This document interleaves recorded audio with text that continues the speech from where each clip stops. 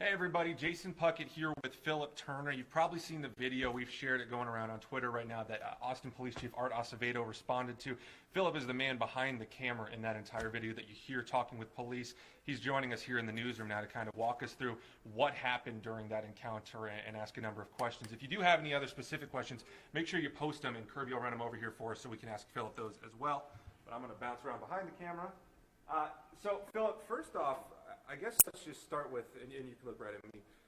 Give me the details. When was this, and in what time of night was this? This was around Friday night, between the hours of midnight and I would say 2 a.m. Typically what I usually do on Friday nights is I travel down to 6th Street. I do a lot of filming on 6th Street, especially when it's a large, crowded area.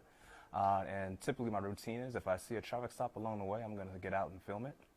And that was one of the traffic stops that I seen on the way to 6th Street. I pulled into the bank of, I think it was off of Burnett and not sure what the other street name was. So I pulled into the parking lot, got out, grabbed my camera, started filming. And probably within the next 30 seconds, I was approached by mafias. And this officer was just aggressive with me. He stood in front of me, shined a light in my camera and asked me what I was doing.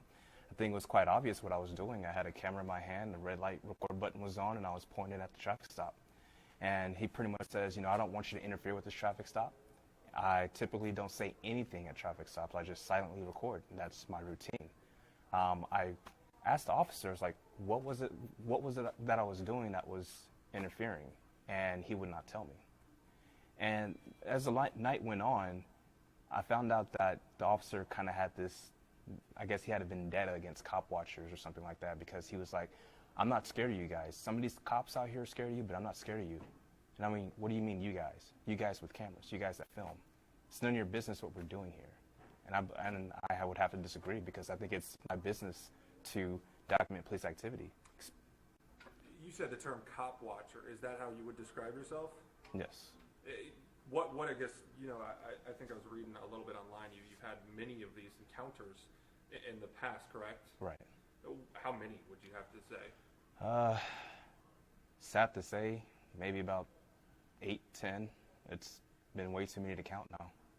When you say cop watcher, I think some people watching this, some people at home, we've seen videos on both sides of this. I think where some cop watcher videos, similar to potentially what we're talking about now, have made a positive change, and then others seem to, I think we've seen folks unfortunately have a reaction to those of, it seems like an instigation. It seems like someone's trying to create more of a situation there.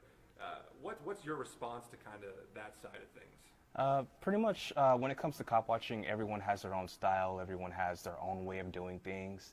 I can't speak for everyone, but I know that my style in particular is to silently record, document matters of public interest for the public, basically seeing how our tax dollars are being worked, seeing how well they behave out in public, and show the people what they do on a daily basis and what they deal with on a daily basis. I'm going to pause you real quick. We have a lot of folks.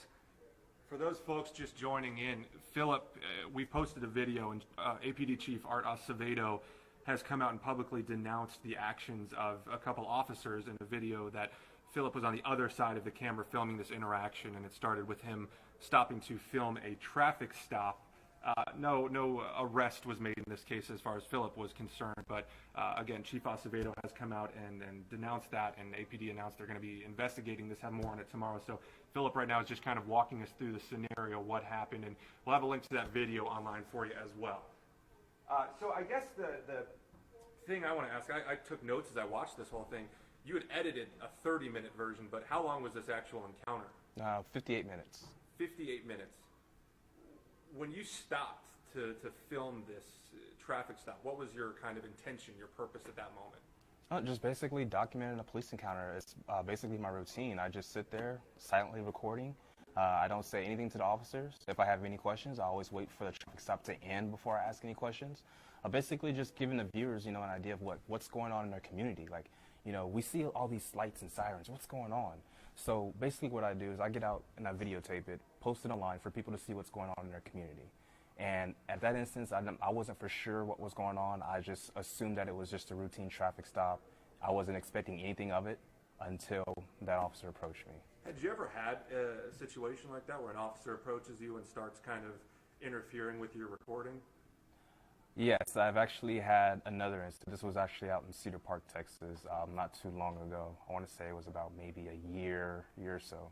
I was filming a traffic stop. Officer pulls up in the same manner in his police car, gets out, tells me I need to back up, even though I was a good distance away. And he asked me to back up. And as I was like, okay, I'll move behind, over this area. And as I turned away, he kind of grabbed the back of my collar of my shirt and shoved me from behind. And I complained to their police department too, and they did not do any, they took no action, basically. I want to take a break here. One of the women on our live stream just asked why you edited it. I know the answer to that. If you could clarify that. Well, the reason why I edited it is because not many viewers are going to sit down and watch a full 58-minute long video. So what I did was not only did I edit the original video, I also uploaded the full video. It's typically a 58-minute long video. Usually, it takes a long time for it to render. I use Sony Vegas, and it took me 6 hours to render. Wow. Yeah. So, but if someone does want to go see this, they can see both side by side. Exactly. The one thing the officer kept saying, towards the beginning especially, was that his reason for blocking you was saying that he didn't want you interfering with this traffic stop. What was your response to him? My response was like, how am I interfering? Like, what is it that I'm doing that I'm interfering so that way I can not do that? Just, for his discretion. And he did not say, he didn't answer. And one thing that I did notice was wherever the camera went, his flashlight went. So clearly it wasn't more of I'm interfering, it's more that I'm documenting police activity, some sort of activity that they don't want on camera. And now it brings a question as to, well, what's going on that you don't want me to film this on camera? Well, someone has asked us to stop calling him a cop and call him a police officer. We can respect that. This officer, not only did he start doing this, but a second officer came over and started shining a light on a second camera you had set up. Yes. Kind of walk me through your mindset in that moment when another officer shows up. Well, when this first officer approached me with the first camera, I went to my car and grabbed the second camera, and the officer pulled out 2 flashlights. And I'm like, okay, this is really getting ridiculous. So I ended up putting the camera on the ground, took a few steps in another direction. Officer comes up, shines a light into the camera on the ground. Now, that camera was just sitting there. I don't think the camera was interfering with anyone, but yet he has a light right into the lens. It kind of, to my watching, my viewing, it kind of escalated.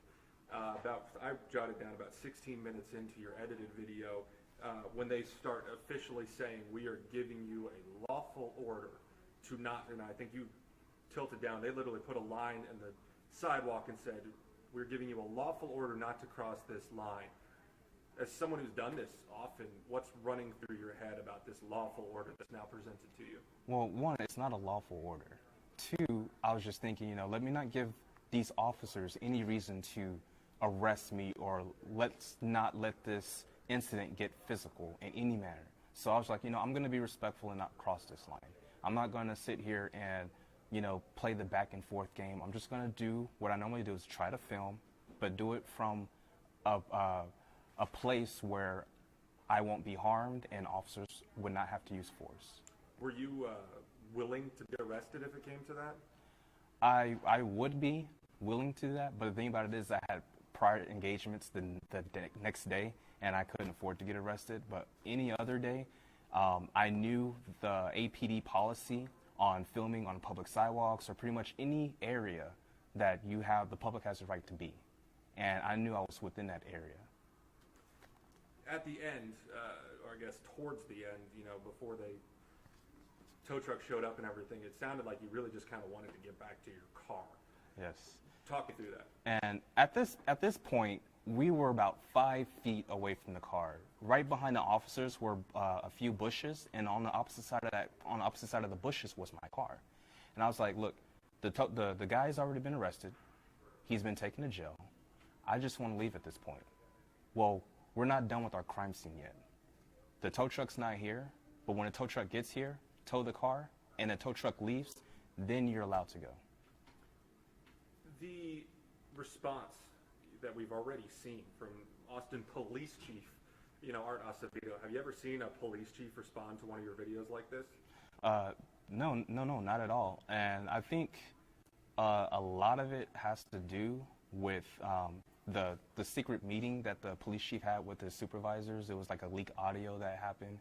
Basically, the chief seemed very adamant about, we want to build bridges with the community, and we can't do that if we're out here, violating people's rights or, doing wrong things. We have to do things correctly. We have to, train our officers correctly.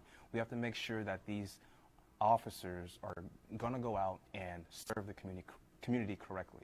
And I firmly believed in his message, and I have complete hope that he would do the right thing and that he would hold these officers accountable. So you just kind of answered it, but to rephrase this as a separate question, his response to your video, you were happy with that, or I guess how would you say you feel about his response? I feel happy about it. I feel that he's taking the right steps as a leader, and I hope that he gets it addressed properly. I want to ask a couple of the viewers actually right now are asking this as well, kind of about the idea more of cop watching and what you do in your channel.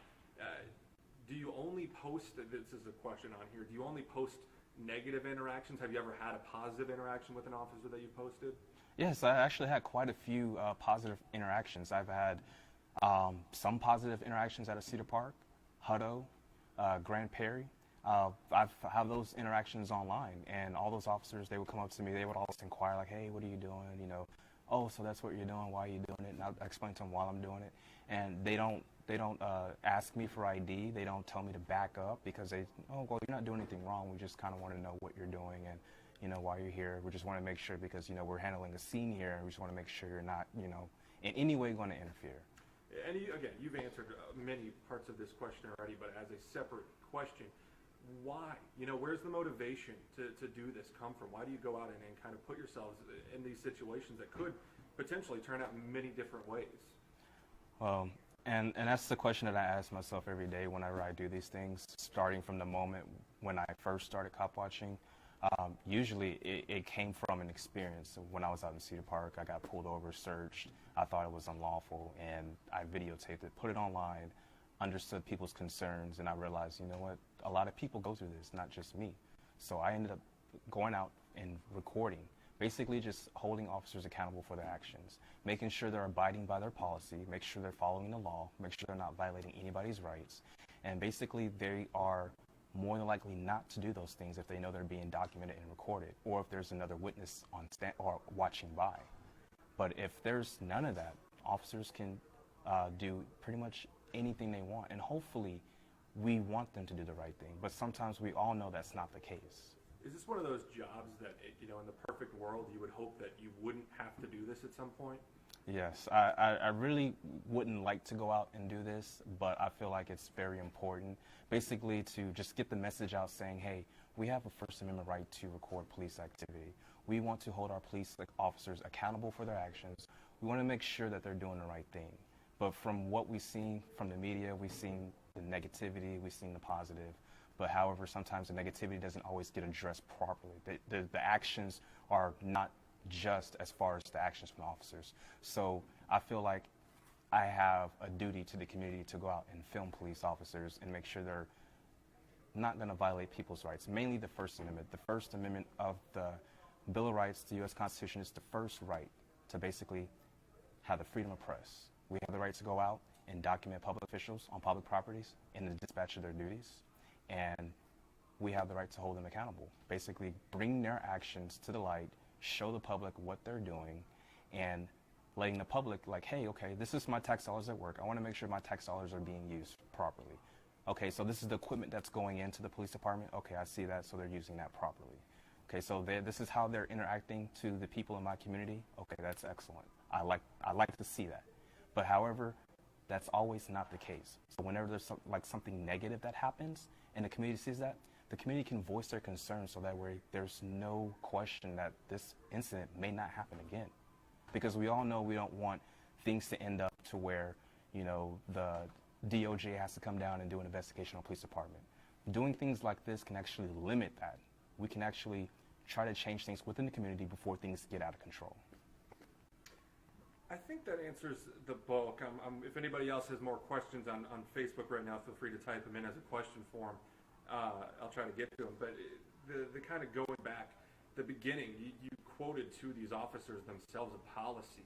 And I've seen a couple of your other videos. You know, it looks like you have specific kind of signs, other prepared, documentation back and forth. Tell me about kind of the research, I guess, that you've put into knowing these laws and your rights. Well, it all started, I'm a student at ACC. I took a U.S. government class and a Texas state and local government class over the summer. Got well within with the class there. They pretty much educated us on the rights, and I got very interested. And particularly in my U.S. government class, we had to do an essay, like a book report. We had to choose a book. The book that I chose was Convicting the Innocent. And that book, when I read it, it opened up my eyes, and it had a lot to do with actually getting out there and filming, making sure that, the innocent's not convicted, making sure that people are going to be giving the fair opportunity to get not a false police report, and to make sure that they have the proper evidence on file. Making sure that there's people watching, so hey, we're watching, we know what's going on, so let's make sure we do this correctly. And pretty much ever since then, I've been researching laws, I've been researching different police departments' policies on how they handle certain things. Every police department has a policy on how they handle certain situations.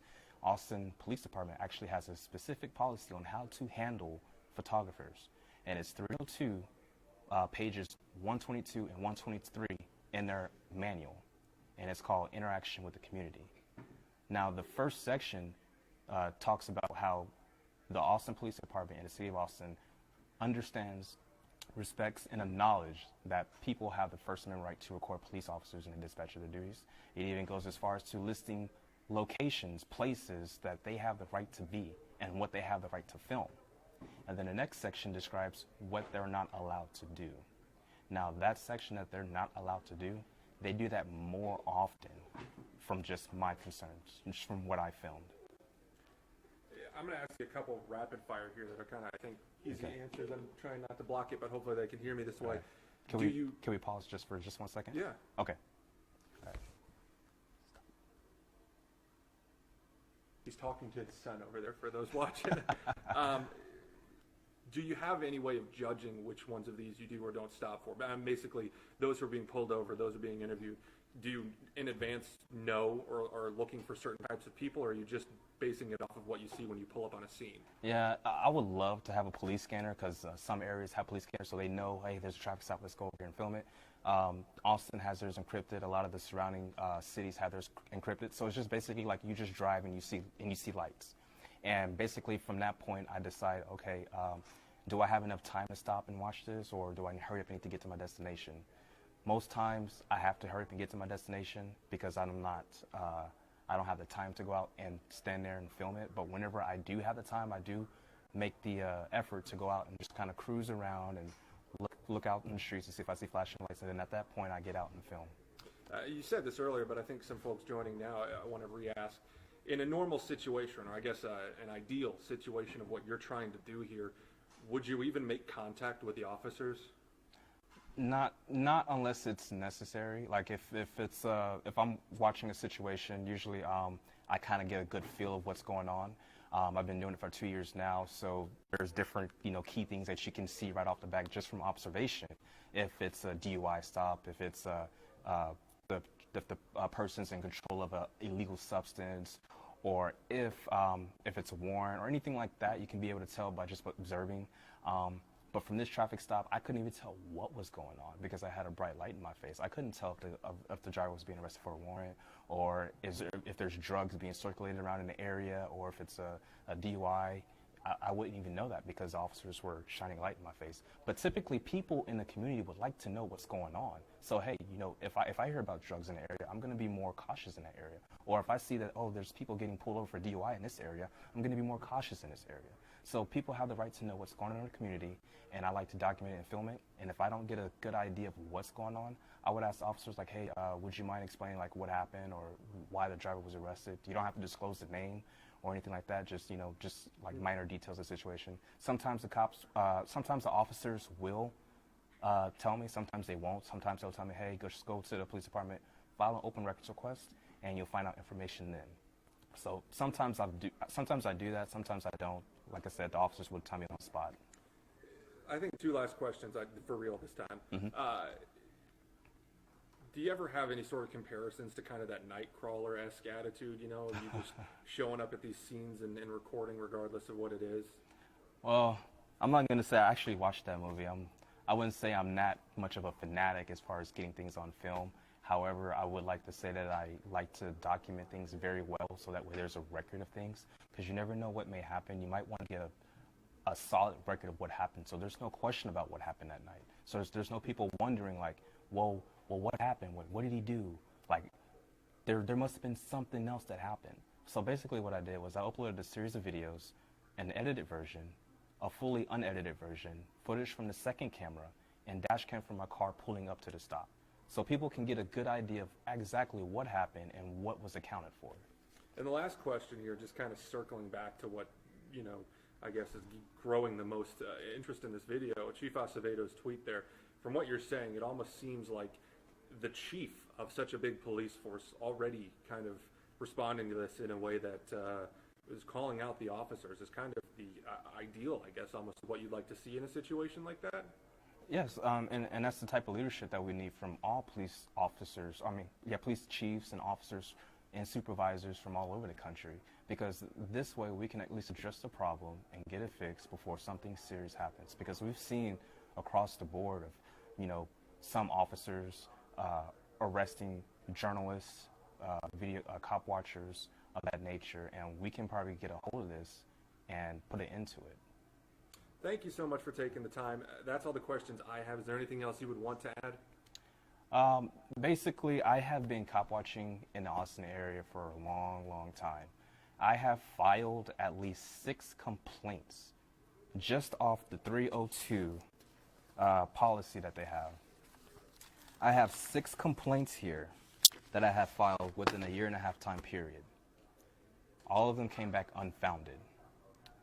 In one of my videos that I just recently uploaded before I came here, I have video evidence of every single complaint that I have filed, so that way you can compare it to the policy that they have. 2 of them that I want to talk about in particular. One of them actually filed a federal lawsuit just a month ago, and I went out to go film the police station off of Lamplight Village. I was basically doing a story about, hey, officers are ticketing people for cell phones and seatbelt violations. Let's see if these officers are also following the law with themselves. And I noticed a trend that some officers don't really wear their seatbelts. And we know that sometimes, seatbelt saves lives. And among deaths of officers, traffic collisions and fatalities are the top ones. So I went out there to film that day. I was put in handcuffs and detained for filming. Their policy strictly says you are not allowed to detain a photographer. It says that. Now, their findings in the investigation stated that if Mr. Turner complied and gave his ID, the situation would have been over, basically disregarding their policy. Now, another incident was I was filming a DUI stop.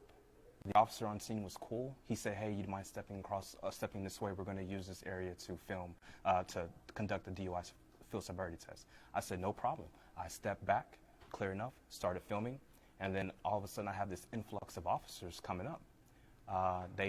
One officer grabbed me by the arm and removed me from the sidewalk, which I had the legal right to be. And another officer was standing right in the front of my camera, maybe about 50 yards in front, blocking the DUI test. So I couldn't tell if he's going to pass or not. And in that investigation, no matter how many times I moved left to the right, the officer would block my view. And in that investigation, the officer admitted to blocking my view, and that investigation came back unfounded. So clearly there's an issue here. Clearly this needs to be addressed, and it all starts with the higher ups. If we have a policy that we're not going to enforce, how does that look like to all the other officers that have to do this. Well, obviously, they're getting away with it. Maybe I can. So hopefully, after this incident, we can go back to filming police without being harassed, intimidated, and just be cordial with each other. And last thing before we finish this here, if any of these folks watching want to see more of your videos or any sort, how do they do that? You can just go to my YouTube channel. It's The Battousai, Battousai. And once again, it's Battousai. And also, I'm a correspondent with PINAC, PINAC, and that stands for Photography Is Not a Crime. I do have some videos on there. And basically, you can see everything that I have done. I have maybe about 300 plus videos in there with about 2-year period. So I have been pretty active. Perfect. Well, I'm going to just close this off here, and hopefully you can all hear me on this stream. There is the 32, minute edit video and the almost an hour-long one, both posted on KVUE earlier today if you want to see those. And again, APD Chief Art Acevedo has come out saying that these are not the policies, that they are starting an investigation, and APD has told us that they will have some more form of a response for us tomorrow on this whole incident. So make sure you check our website, check out these videos if you're interested, and we'll have more for this on you tomorrow. Thanks for watching, though. All right. Thank you, Philip. All right, thanks.